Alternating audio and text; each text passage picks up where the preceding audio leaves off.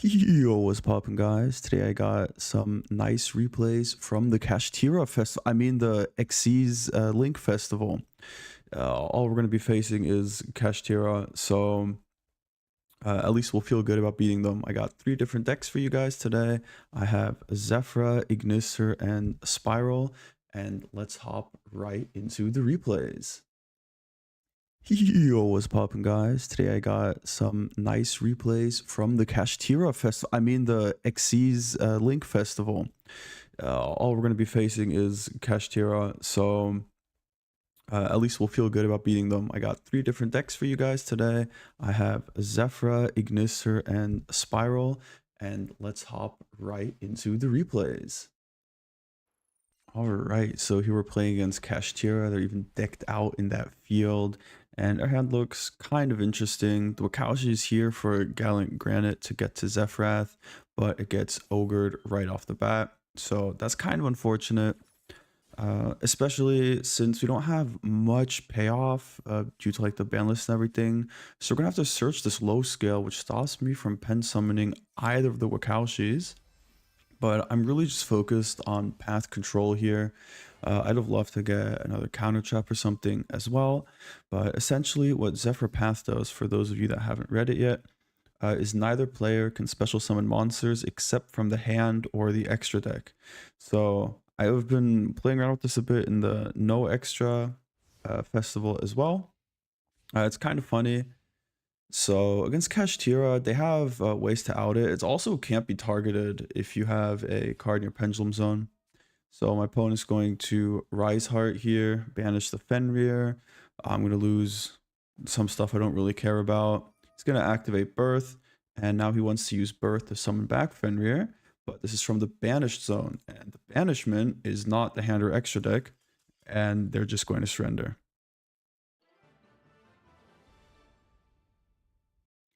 If you're interested in the deck list, it's just this. It's a bunch of hand traps, so you can kind of go second, and a large Zefra engine just for the grind game to get out the Zefra path, protect it with some counter traps, and we got the pops here as well. Extra deck is just more or less random utility links, and we have some rank 4s that we can make with all of our guys here. Alright, up next we're going to be playing Ignister here, and the choke point for Ignister is the link 1 because you really want to get your field spell. That's the way you're getting to it. So what I'm going to do here is with this hand, it's like a 3.5 card combo I guess here, to play around disruption on the field spell. So if I summon the yellow one, and I'm going to add the extender spell trap that I normally would, and then I get stopped or hand trapped on my link 1, I can't keep playing very well. So I would normally Picari to search for the field spell, but then they have no reason to disrupt my link 1 because all it does is get me another copy of the field spell that I already have. So what I'm going to do here is I'm going to super bait them. I'm going to normal summon the Picari and not use the effect, link it off immediately here into my link 1. And now they're going to Ash this. And that's totally fine because I haven't used my yellow Ignister yet. So now I'm going to use my Idle Reborn here to bring it back, activate its effect to search for the field spell. And I have Signet Mining to keep extending. I'll just pitch Imperm or Valor and grab the red guy, and I have full combo here. So if you have the red name anyways, or you have the Ignister search spell, the eye contact or whatever it's called, I meet you, you can just full combo through that disruption here. And they don't even let me activate it. Alright, here we have a bit of a jankier game. Our hand's pretty decent for the most part here. And my opponent has a response, but I unfortunately can't do the same play as in my last replay because I don't have a way to revive this. So I'm just going to hope he has nothing. Signet Mining still gets me to circular, and I can do a bit of stuff off of that. So we're just going to do the main combo line. The main choke point here would be the Dark Templar. Either you hand trap the Dark Templar, or you like Nibiru after it resolves or something. And if you have a worthless, well, not worthless disruption, right? But like a fake disruption, like Labyrinth Furniture or like a tier cache or something, anything you can chain that doesn't actually disrupt me, you can use it on activation of Dark Templar here. I'll show you right here. So you can see I activate the Dark Templar, and then Dark Infant says when a Cyberse monster blah activates effect, you can move yourself over. And it says when and not if, so it has to be on a direct chain link. So if you have something that doesn't actually disrupt, but like you just fire off a coup clock or something that does absolutely nothing, it'll prevent the Dark Infant from moving over, which really screws over combos and really punishes newer players that don't know how to extend past that point. So here we're just going to grab the Allen version, go for circular here. I'm running a super factorial here. And we're going to grab that right here. And I'm only on 3 names. And I'm going to summon back to Sigma. And here's where I realize, wait a minute, if I link it off, it gets banished. And I no longer have 3 names. So I can't actually use super factorial. I have a subtraction somewhere else. I'm going to search off the Signet mining here because I need to get it into rotation somehow. I totally forgot. So we're going to use the firewall to summon out the Picari, and we're going to just make the Laplation here. Go for a hand rip. It's going to hit small world. So kind of scuffed, honestly. So now I'm thinking about how do I get a co-link onto the firewall dragon here, because that's going to let me bounce a guy back from my graveyard. And that's how I get back to Laplation. So the line I'm thinking of here is I'm going to go for the Crystal Heart, get the transcode talker here. And what I'm thinking I want to make is my Abramax, which is 2 monsters from the extra deck, but they have to be special summoned from the extra deck, and this guy was special summoned from the graveyard, so we're just going to go ahead and make an access code. It's very awkward and scuffed, but we do still save it because we get to put back the Laplation here. We have the super factorial live. Access code is kind of big, I guess, and we have a singularity bounce plus the nib in hand, I guess. So our opponent here, oh, it's gonna feel so great. It's always Kashtira. It's always Kashtira. They activate Birth and then they summon Rise Heart, and we have super factorial. Oh, it's so great. It's so wholesome. It's so enjoyable. We just delete absolutely everything. We also find his disruption that he had, which was the tier cache. And he's going to timer stall me here and surrender when he has like 5 seconds left or something. Oh, I love it. It feels so great when they're so mad. And again, here we have our deck list. It's pretty standard, just normal Ignister stuff, a bunch of hand traps and everything. I have Parallel Exceed for just a bit more gas. We have the AI Contact because we run 3 of the field spell. You really don't want to lose it. There's a lot of hand traps in the event. And if you find multiples, or like you open it and then you still use the link 1, you can use this to just put it back, draw 3 cards, which is crazy, especially at the end of your turn because you decked in so much.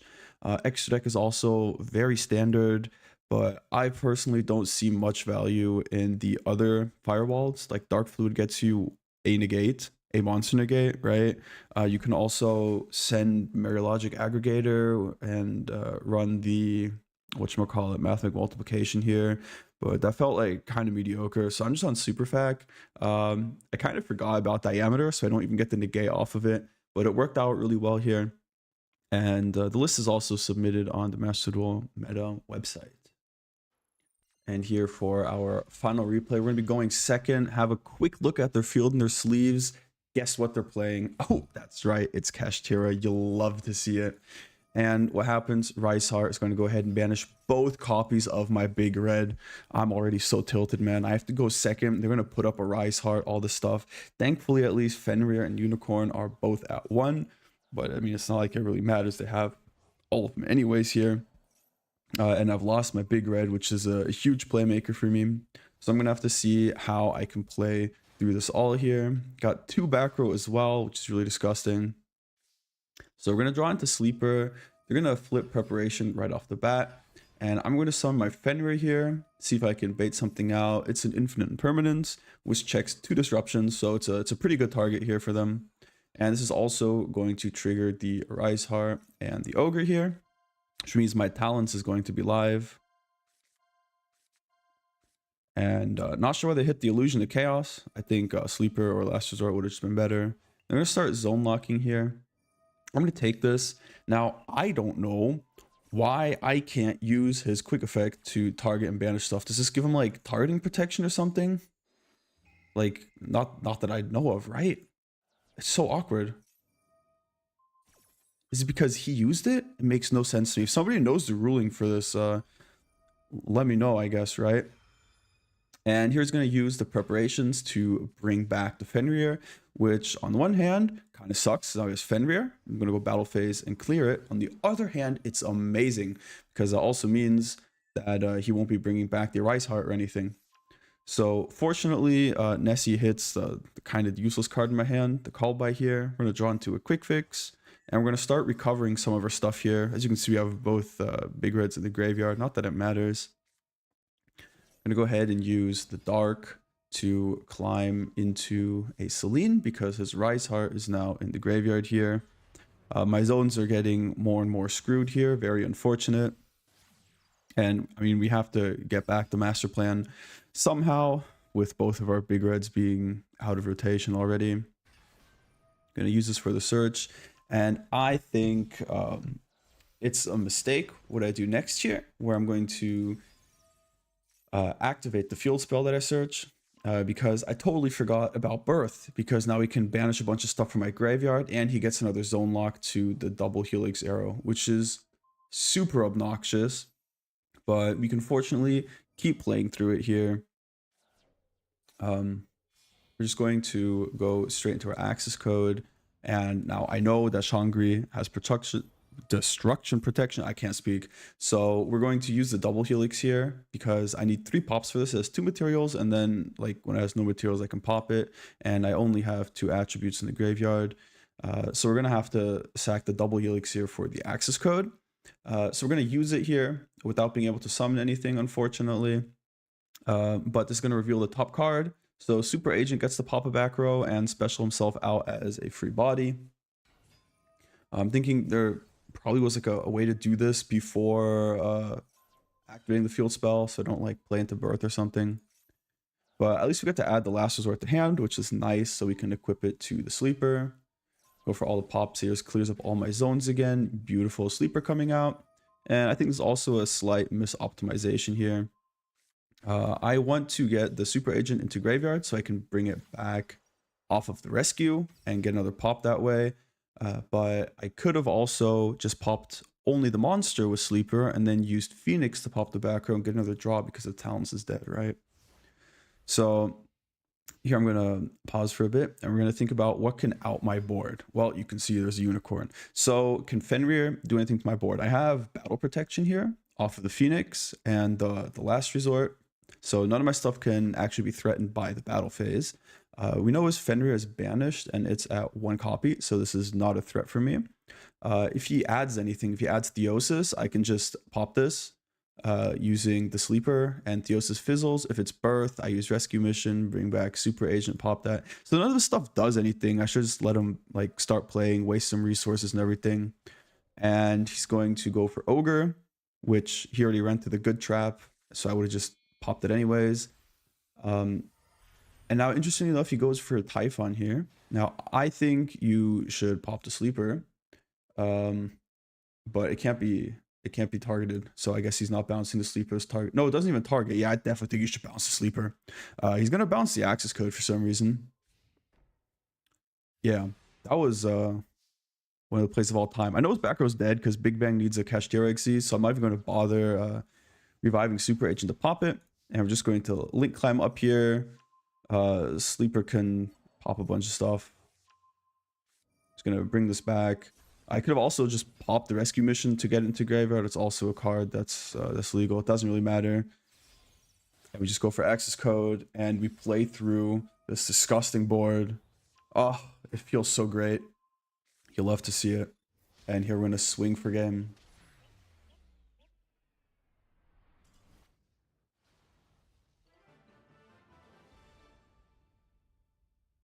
And once again, since this was the final replay, here's the list. Going first, I'm trying to resolve the Norloras combo.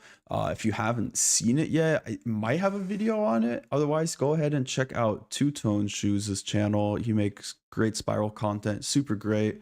I jacked my list for the No Extra Deck event from him as well. Super fun. So I'll have a video on that later, I hope, soon. TM. But essentially what you're going for is you set up the Arrival Cybers, which is unaffected, and then you use Norloras to hand loop your opponent and blow up all cards on your hand and field as well. You've already stacked a horrible card on top of the deck with drones, so they're going to draw into something worthless. And then on your turn, you will have the Spiral Resort in hand because Barricade Borg adds it back during your end phase. And then you can use this, search for a quick fix, which searches your big red, which brings back the double helix.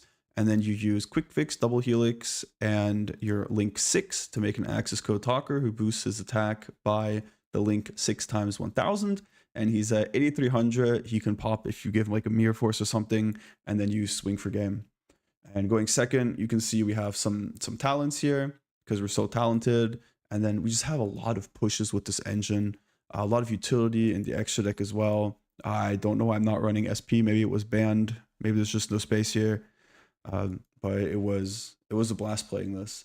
I hope you guys also had a blast watching my video. Like, comment, subscribe, join my Discord channel, and I will see you all in the next video.